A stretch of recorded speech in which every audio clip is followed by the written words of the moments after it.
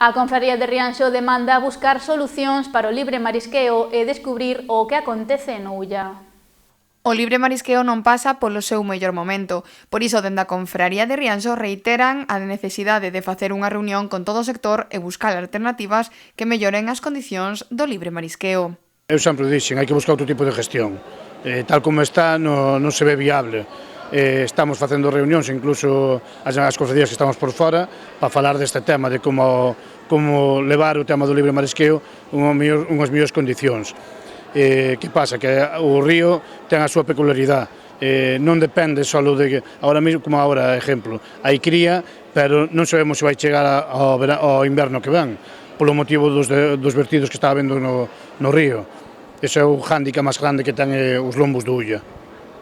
Segundo explican dende Rianxo, o primordial é facer un estudo e coñecer o que acontece na ría, xa que por moitas rexeneracións a cría non sai adiante.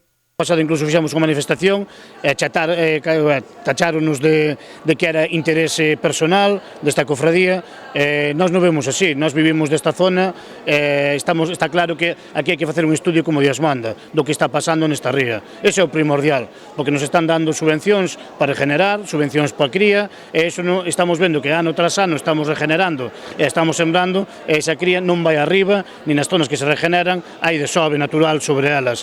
Isto hai que facer un estudio como Dios manda da ría e mirar cal é a causa principal de que non agarran os desobes naturales. Ese é o proxecto principal que tiña que plantearse os patróns maiores de toda a ría.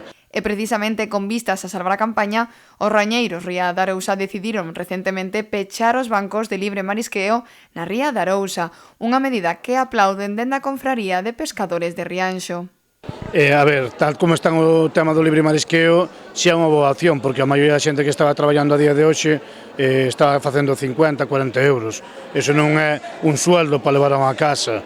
A opción está ben porque se din que hai moita cría nos bancos, polo menos así intentamos que esa cría de cada campaña que ven a principios, colle todo o verán por diante, poida medrar e toda, poder ter unha boa campaña.